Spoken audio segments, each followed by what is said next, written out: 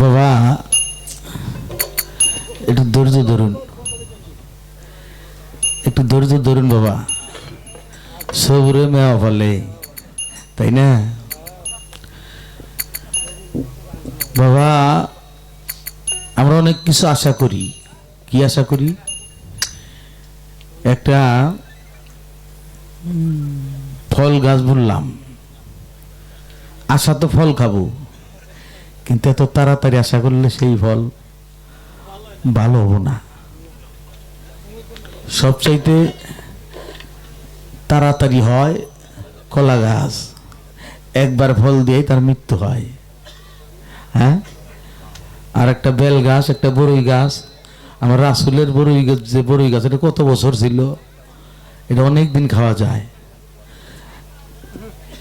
তাও গুরুত্বপূর্ণ কয়েকটা বিষয় আমার কাছে জানতে চাইতেছে। যে মেরাজের তিনটা ভাগ, এই ভাগগুলা কি? আর এই মেরাজের সাথে সৃষ্টি জগতে কোনো সম্পর্ক আছে? আবার রাসূল যে ভূমিষ্ঠ হইল, সেইখানে কি মেরাজের কোনো সম্পর্ক ছিল?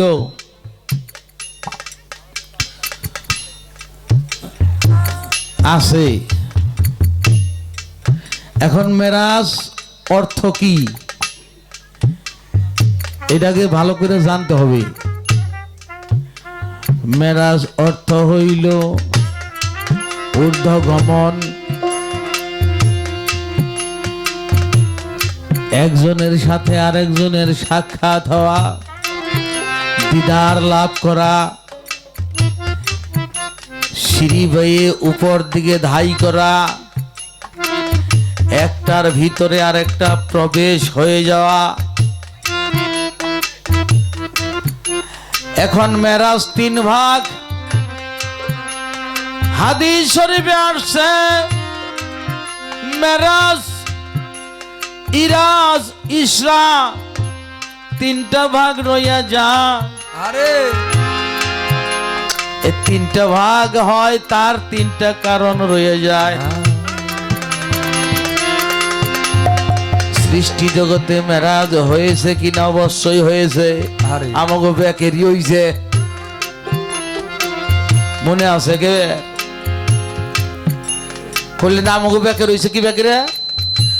আল্লাহ যখন এই মানব জাতি সৃষ্টি করার ঘোষণা করলেন, একবারে এক কথায় পৃথিবীতে যত মানুষ আসবে, যত মানুষ আসছে, যত মানুষ চলে গেছে, একদিনে একবারে আল্লাহ কোন বলছে সৃষ্টি হয়ে গেছে সমস্ত রুহু। এই সমস্ত রুহুদের আল্লাহ একত্রিত করিয়া একটা প্রশ্ন করে। যখন প্রশ্ন করে, তখন আল্লাহ বলে আলাস্তু বিরাব্বুকুম, আমি কি তোমাদের রব না? আমরা সকলেই সেদিন বলেছিলাম কালুবালা, অবশ্যই আমরা আপনার, আপনি আমাদের রব, আমরা আপনার গোলাম বান্দা। সেই সমস্ত রুহুজে আল্লাহ আমাকে প্রশ্ন করছে। আল্লাহ উলে থাইকা করে নাই, আমাকে সামনে দাঁড়াই করছিল। এই দিন আমরা ব্যাকেই দেখছি, কিন্তু মনে নাই কেউরি। খালিখানে আল্লাহর সাথে দেখা হইল না, আল্লাহর সাথে অঙ্গীকারবদ্ধ হইল, বায়াত পড়া হইল, ওই বায়াত মনে নাই। এই জন্য আল্লাহ আবার এই প্রতিনিধি বানাইছে। প্রতিনিধি কি? প্রতিনিধি হলো আল্লাহর সমস্ত নবীগণ, রাসূলগণ, আম্বিয়াগণ, পয়গাম্বরগণ। এখন নবীর যুগ শেষ, এখন হইল পীর মুর্শিদ, ওলি আল্লাহগণ। আরে আমার কথা বোঝা যায়? তাইলে হেনা আমাকে দেখা হয়েছে, আমাকে সৃষ্টির আগে সর্বপ্রথম সৃষ্টি করছে আমার রাসূল পাকের নূর মোবারক। এই নূর সৃষ্টি হইয়াই আল্লাহর জিকিরে মশগুল ছিল ৭০,০০০ বছর। ৭০,০০০ মশগুল ছিল। তিনি একটা জপনা করছে, লা ইলাহা ইল্লাল্লাহ, লা ইলাহা ইল্লাল্লাহ। আল্লাহ খুশি হইয়া তার আজমতের সামনে আইনা দাঁড় করাইয়া তার মধ্যে নবুয়তি দান করলো, নূর দান করলো, তিনাকে শক্তিশালী করলো।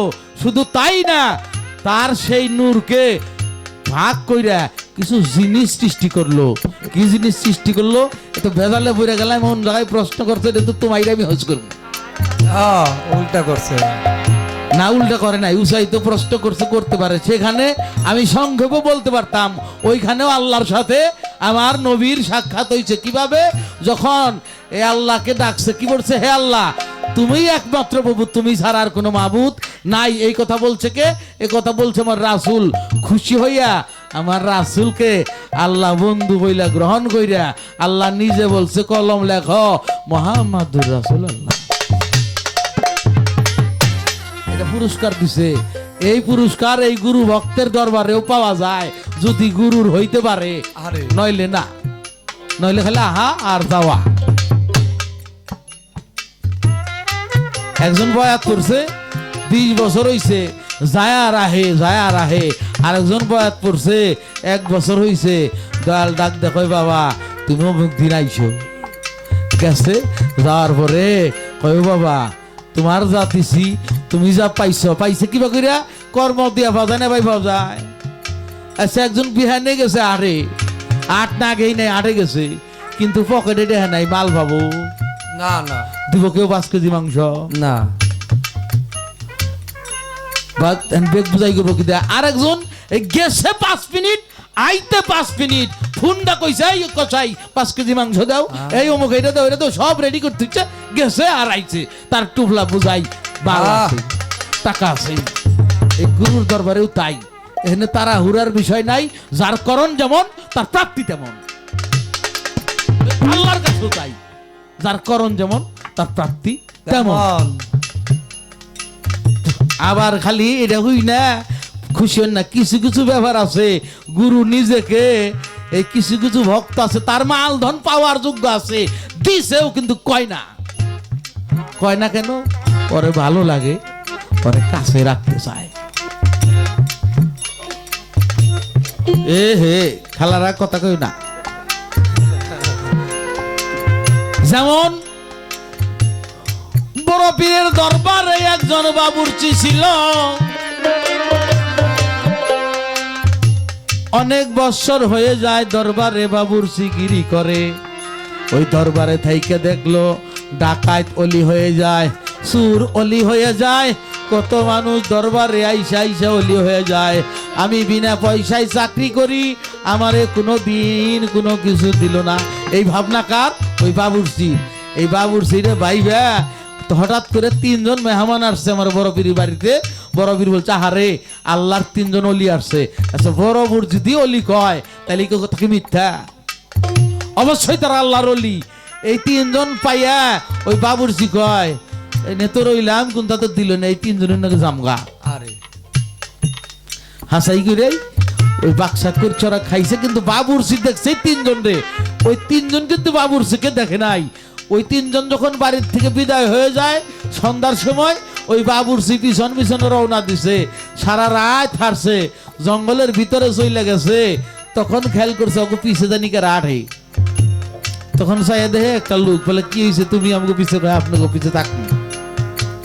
কেন থাকবা? কয় যে আপনার আল্লাহর ওলি, আপনাকে সাথে থাইকা যদি আল্লাহকে পাওয়া যায়, আল্লাহকে লাভ করা যায়, এই জন্য আপনাকে কাছে থাকবার চাই।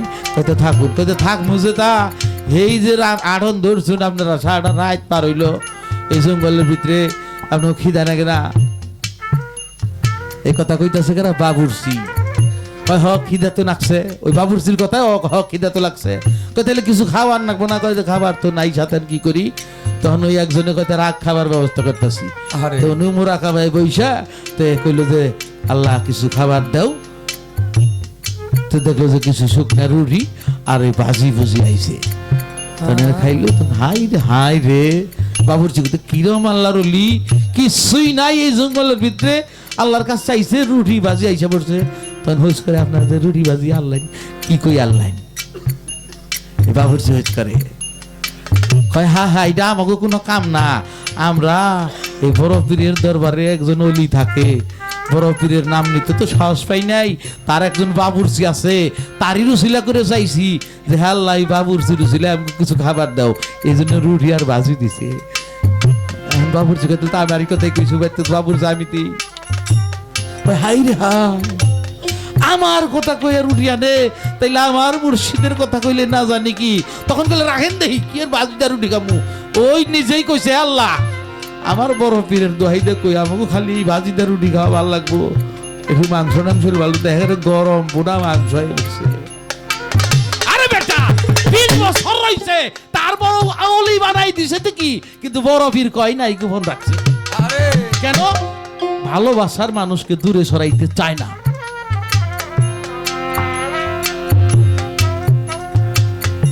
ওইখানে আমার আল্লাহর সাথে রাসূলের মেরাজ হইছে, কিন্তু সেই মেরাজ আর এই দুনিয়ার বুকে মেরাজ করা, ওইখানে কোনো ভেস্ত নাই, দুজক নাই, ভালো নাই, মন্দ নাই, সব একভাবে ছিলাম।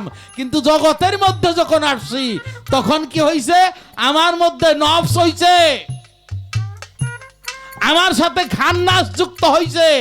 এগুলোকে মুক্ত করে পবিত্র আত্মা বানাইয়া, সেখানে মেরাজ যখন রাসূল গেছে সেখানে বলা হয়েছে হে প্রসন্ন পবিত্র আত্মা, নফসে মুতমাইন্না বলা হয়েছে, কোরআনে বলা হয়েছে মুতমাইন্না মানে পবিত্র আত্মা। এই পবিত্র আত্মা যতক্ষণ না হবে ততক্ষণ পর্যন্ত মওলার সাথে দিদার হবে না। মেরাজ সকলের জন্যই আছে। এখন এই ইশরাকি মসজিদে হারাম হইতে মসজিদে আকসা পর্যন্ত ভ্রমণ, এই মসজিদে আকসা পর্যন্ত এহাকে বলা হয় ইশরা। হাদিস শরীফে যা আছে 3টা ভাগ যে মেরাজের, এই মসজিদে হারাম, হারাম কোথায়? যেটা কাবা শরীফ যেখানে হজ করা হয়, ওই বারান্দাই থেকে আমার রাসূল পাক প্রথমে বুরাকে ওইটা রওনা দেয়। ওইখান থেকে মসজিদে আকসা, সেটা কোথায়? ফিলিস্তিন, জেরুজালেম, যেটা দাউদ আলাইহিস সালাম তৈরি করছিল। ওই মসজিদে আকসা পর্যন্ত যায়, এটাকে বলা হয় ইশরা। ওইখান থেকে চৌথা আসমান পর্যন্ত যায়, সিদরাতুল মুনতাহা পর্যন্ত যায়, ওইখানকে বলা হয় ইরাজ। ওইখান থেকে রব যুগে যখন আল্লাহর সাথে দিদার হয় তাকে বলা হয় সবে মেরাজ। এই হইল মেরাজের 3টা ভাগ। এখন রাসূলের জন্মের সময় কোন মেরাজের ব্যাপার আছে না? আছে তো। ভূমিষ্ঠ হইলেন নবী, সংক্ষেপ করতেছি আমি, জগত মাজারে। আল্লাহ বলে ও জিবরাইল যাও তুমি মা আমিনার ঘরে, মা আমিনার ঘরে যাইয়া আমার নবীজিকে সঙ্গে লইয়া উত্তর দক্ষিণ পূর্ব পশ্চিমী সকল দিকেই যায়, বলে কেউ যেন দেখে না গো আমার বাসারি নবী, আমি আল্লাহ আগে দেখতে চাই। আমার নবী শান নবীকে নিয়া আমার মাওলার দরবারে জিবরাইল আমিন গেল হাজির হইয়া। সেই দিন প্রথম দুনিয়ার দিদার আমার নবী গেল পাইয়া। এইখানেও মেরাজ ছিল। এই যে কথা কইলাম সবগুলা দলিলের কথা, এটা আমি সব শরীয়ত কইলাম, মারিফত কথাবার্তা কম কমও বেজাল আছে।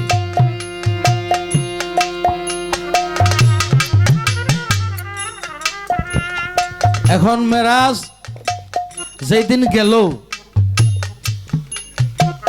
রজব চাঁদের 26 তারিখ দিবাগত রাত্রি, এটা কি পড়লো যায় 27 তারিখ? আচ্ছা দিন আগে না রাত্রি আগে গো? রাত আগে। রাত আগে কে? দুনিয়াটা অন্ধকার ছিল, প্রথম দিন দিল যখন, তাহলে রাত আগেই ছিল।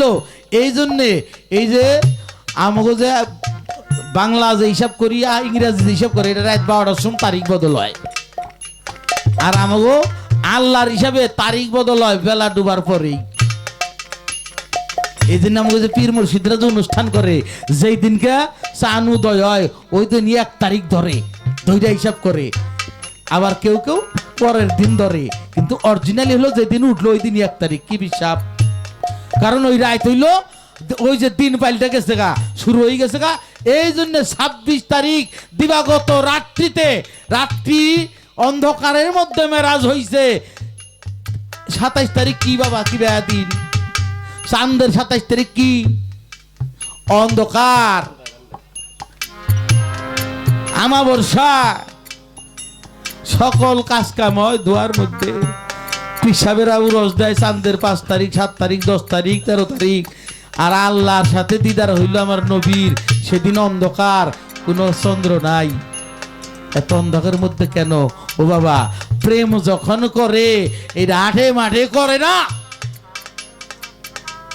প্রেমিক কখনো লোকালয়ে থাকতে চায় না, সে শুধু সাক্ষাৎ করতে চায় গোপনে। এই জন্য গোপন, আরো কিছু গোপন আছে, নাই গেলাম। 27 তারিখের বহুত ভেদ আছে বাবা, 27 তারিখের বহুত বিষয় আছে।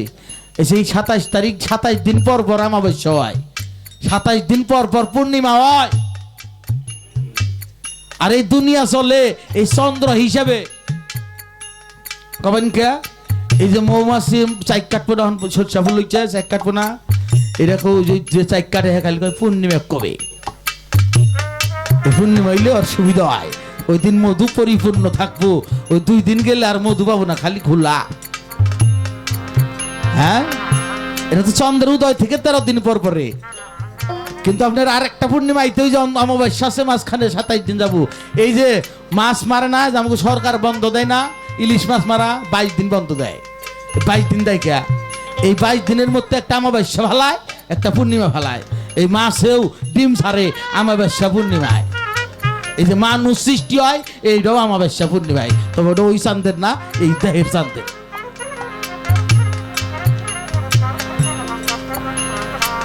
গান কই নই।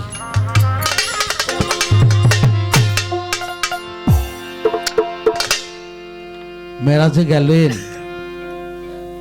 27 তারিখ, ওই দিনটা এতই দুঃখের দিন ছিল, ওই বছরটা এতই দুঃখের ছিল।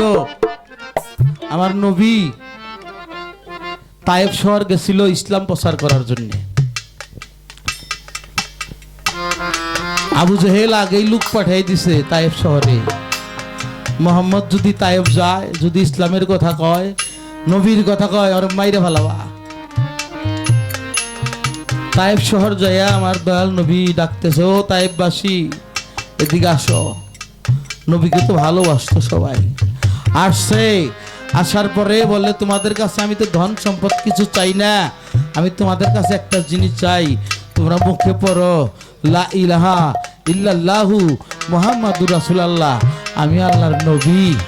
একথা শুই না এই তায়েবের যে আমির পোলাপানদের লাগাই দিল, পাথর দিয়ে আঘাত কর, এমন ভাবে পাথর দিয়ে ডেইলাইলো, পাথরের আঘাত খাইয়া আমার দয়াল নবীর জামাগুলা ছিঁড়া ছিঁড়া গেল, গায়ের মাংসগুলা ফাইটা চোয়া চোয়া রক্তগুলা নিচের দিকে যাইতেছিল, জুতা মুবারক আটকা গেছে রক্তে। সাথে ছিল তার একজন ভক্ত পালিত পুত্র যায়েদ ইবনে হারসা, সে একবার সামনে যায় আর একবার পিছনে যায়। আমার নবীকে কেউ মাইরো না, তোমাদের কাছে তো কিছু চাই নাই। খুব কষ্ট কইরা আমার দয়াল নবীকে কান্দে কইরা সেই উম্মে হানির ঘরে আইনা রাখলেন। আমার আল্লাহ বলল, জিবরাইল যাও, আজকের এই দুঃখের দিনে আমি আর সহ্য করতে পারতেছি না। আমার হাবিবের কাছে শোনো, যদি আমার রাসূল চায়, আমার হাবিব চায়, এই তায়েব শহর আমি তোমার পাখার বাড়ি দেয়া 7 তবক জমিনের নিচে পাঠিয়ে দিবা। জিবরাইল আমিন আইসা বললো, আল্লাহ খুব বেজার হয়েছে, তাই পাশিকে ধ্বংস করে দেবে। আমার দয়ার নবী মায়ের নবী বলল, ও জিবরাইল, তাই পাশিকে ধ্বংস করে দাও, আমি ইসলাম প্রচার করবো কোথায়? আমি তাদের ক্ষমা করে দিয়েছি, আমার আল্লাহ যেন ক্ষমা করে দেয়। আর আমি দোয়া করি এ তায়েববাসী যেন তারা হেদায়েত প্রাপ্ত হয়, আমার দিনে চলে আসে। তিনি উম্মে হানির ঘরে আসলেন। জিবরাইল আমিন আইসা সে ঘটনাটা সেইখান থেকে একটি গান রাখার চেষ্টা করব।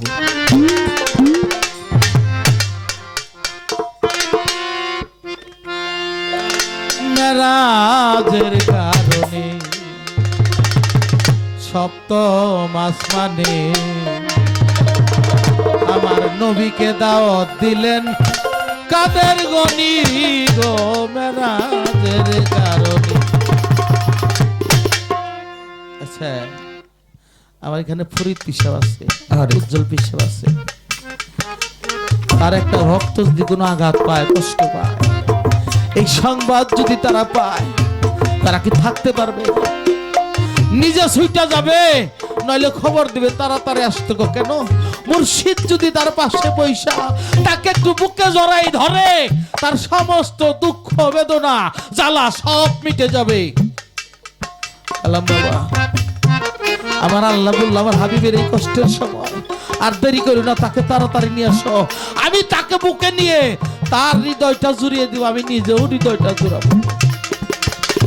মেরাজের কারণ সপ্তম আসমানে নবীকে দাওয়াত দিলেন, কাদের গনি গো মেরাজের ওরে সপ্তম আসমানে নবীকে দাওয়াত দিলেন, কাদের গনি গো মেরাজের কারণে।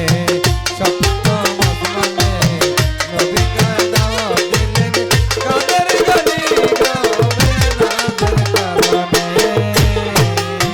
পুরা কলইয়া জিবরাল আসিয়া, পুরা কলইয়া জিবরাল আসিয়া সালাম দিয়া কয়, খবর খানি গো মেরাজের কারণে। সপ্তম আসমানে নবীকে দাওয়াত দিলেন, কাদের গনি গো মেরাজের কারণে। সপ্তম আসমানে নবীকে দাওয়াত দিলেন, কাদের গনি গো মেরাজের কারণে। পুরাকের ভাব দেখিয়া নবী হইলেন খুশি,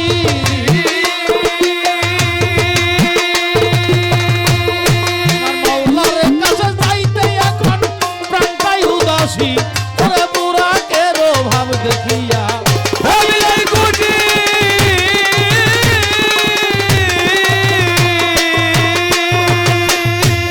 আমার বন্ধুর কাছে যাইতে আমার প্রাণটাই উদাসী। প্রেম ভরাই অন্তরে কান্দে যারে যারে, ভরাই অন্তরে কাঁদে ধারে ধারে। প্রেম ভরাই অন্তরে কান্দে যারে যারে। কেমন আছে আমার গুণমণি গো মেরাজের কারণে। সপ্তম আসমানে নবীকে দাওয়াত দিলেন, কাদের গনি গো মেরাজের কারণে। সপ্তম আসমানে নবীকে দাওয়াত দিলেন, কাদের গনি গো মেরাজের কারণে। ওরে কত রং বেরঙের বুড়া খারা নবী দেখিলেন চাইয়া,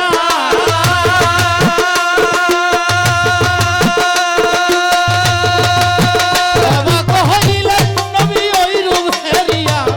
কত রং বেরঙের বুড়া খারা দেখিলেন চাইয়া,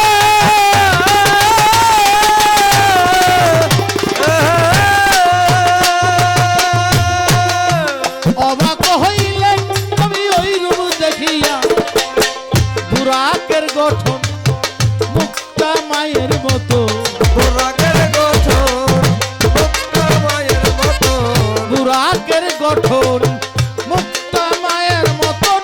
কেমন আছে ভুবন মোহিনী তার চোখের চাহনি গো মেরাজের কারণে। সপ্তম আসমানে নবীকে দাওয়াত দিলেন, কাদের গনি গো মেরাজের কারণে। সপ্তম আসমানে নবীকে দাওয়াত দিলেন, কাদের গনি গো মেরাজের কারণে। ওরে বান্ধব দূরের কেশ উটের পা, শরীর পাখা লয়া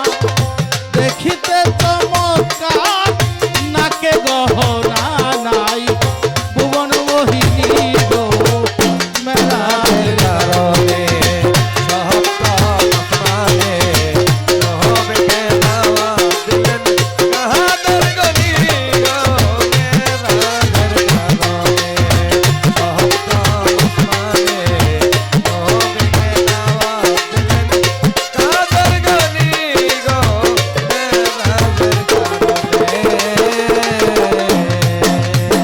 বাবু খোলে বুঝতে পারে বুঝে নাই রসিকা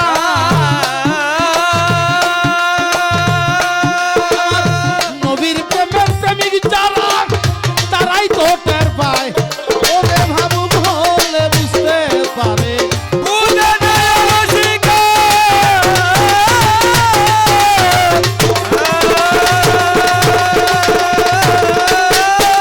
আর নবীর প্রেমের প্রেমিক যারা তারাই তো টের পায় ওরে সাধক আলিম ভেবে কয় মেরাজের বিষয় সাধক হালেম দেবে কয় মেরাজের বিষয় সাধক আলিম ভেবে কয় মেরাজের বিষয় জানি তো আমার উম্মেহানি গো মেরাজের কারণে সপ্ত আসমানে নবীকে দাওয়াত দিলেন কাদের গনি গো মেরাজের কারণে সপ্ত আসমানে নবীকে দাওয়াত দিলেন কাদের গনি গো মেরাজের কারণে